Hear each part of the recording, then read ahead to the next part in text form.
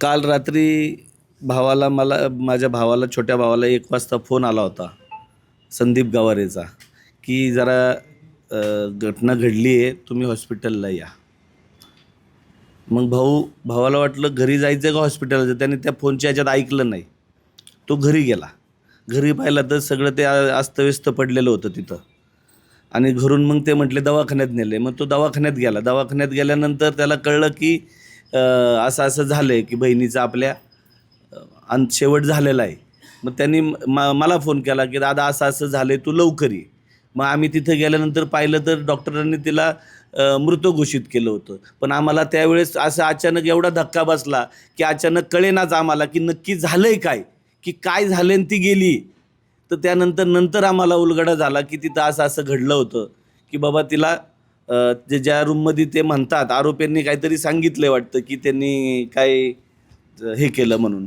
परंतु जर सुसाईड करायचं असतं तर दरवाजा उघडा ठेवला नसता. हे रेकॉर्डवरती दरवाजा उघडा ठेवून सुसाईड करेल का? मी आजपर्यंत जरी ऐकलं आहे का असं आपण कधी कुठल्याच गोष्टीत ऐकलेलं नाही.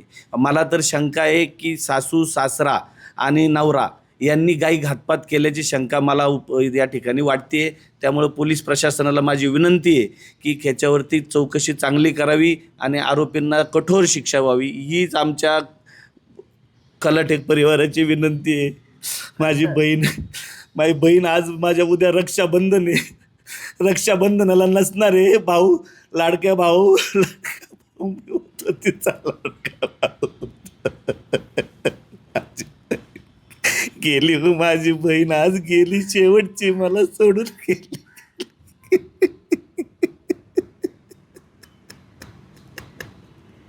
आणि वारंवार तिला त्रास दिला त्या माणसांनी, नालायकांनी. त्या सचिन गावारे, संदीप गावारे आणि सचिन गावारे, उत्तम गावारे आणि ती संजीवनी गावारे इतकं छळलं माझ्या बहिणीला की बास रे बास. भावांना सही देऊ नको, हिस्साच घे. आणि नंतर मग तिला त्रास द्यायचा. मग माझ्याच प्रॉपर्टीत, मला तुमच्या प्रॉपर्टीत आम्हाला हे पाहिजे. मग आमच्या दोघांच्या एकत्र खरेदी प्रॉपर्ट्या होत्या, त्या माझ्याकडनं लिहून घेतल्या. माझा शेअर त्यांनी लिहून घेतला. मी म्हटलं चला जाऊ द्या, बहिणीलाच जातात आपलं, जाऊ द्या बहिणीलाच जाते. असं 2-3 वेळा घडलेले. त्याचे डॉक्युमेंट्स पण आहेत माझ्याकडं. किती वर्ष लग्नाला झाले होते आणि कधीपासून? 2009ला लग्न झालं. 2009ला लग्न झाल्यानंतर 9-10 महिन्यातच त्यांना सुपरटेक हॉस्पिटलला जो मर्डर झाला त्याच्यामध्ये सचिन गावारे, संदीप गावारे यांना शिक्षा झाली. यांना लाईफ झाली शिवाजीनगर कोर्टामध्ये.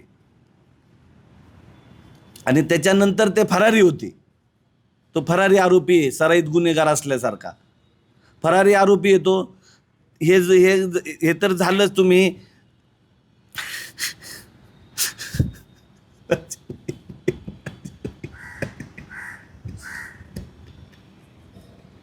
बहिणीला खूप छळलं माझ्या, खूप छळलं त्यांनी, खूप छळलं माझ्या बहिणीला. बहीण काय म्हणायचं आहे, नाही मी करते, मी बघते, नको तू टेन्शन घेऊ दादा, मी बघते. मी तिला काय म्हणायचो, अरे एकदा सोक्ष मोक्ष लावू आपण, कशाला तू हे करती, सहन करती. नाही रे, होईल रे, होईल रे. म्हणजे तिने खूप सहन केलं त्या आरामखोराचं, त्या सचिन गावारेचं. दारू पिऊन तिला मारहाण केलेली आहे तिला. काल देखील तुमच्या बहिणीचं तुमचं भेटणं झालं होतं, बोलणं झालं होतं का काय? 8 वाजता ती मला माझ्या भाऊजाईला सोडायला आली होती इथे घरी माझ्या. तर मला बघता हात करून गेली, थांबली नाही ती. आम्ही बाहेरच उभे होतो, माझे पुतणे होते, मी होतो, भाऊ होता आमचा. याआधी कधी सांगायची का ती असं असं? खूप वेळा सांगितलं. खूप वेळा आमच्या जॉईंट मिटिंग झाल्या, दोन्ही कुटुंबाच्या मिटिंग झाल्या. म्हणजे ते आमचे एक मामा होते, ते वारले आता, संजय बारणे. ते मध्यस्थी करायचे. त्यांची बायको होती, ती आज आहे जिवंत. त्यांनी खरं खोटं सांगावं, समोर येऊन सांगावं की नक्की त्या मध्यस्थी होत्या की बाबा चला. खूप मग काही पण हो, त्याला म्हणजे भांडायला कारणच लागत नव्हतं. दारू पिऊन आल्यानंतर आहे ना, जे त्याला आठवण, त्याचा बाप जे सांगल, बाप जेवढी चावी मारेल तेवढाच तो बोलायचा. इतका नालायक माणूस ना, कुठलाही संशय घे, काही घे, म्हणजे त्यांनी नाही ते प्रकार केले त्या सचिन गावाला. शेवटची मागणी काय असेल? माझी एक भाऊ म्हणून शेवटची मागणी आहे की मला तर वाटत नाही आहे भाऊ म्हणून की ती असं काही कृत्य करेल म्हणून माझी विनंती आहे की ह्याला वेगळ्या अँगलने पाहावं आणि याचा तपास उचित व्हावा. पोलीस यंत्रणेला माझी विनंती आहे की आपण मला न्याय मिळवून द्यावा, आमच्या कुटुंबाला न्याय मिळवून द्यावा, एवढीच आमची विनंती आहे.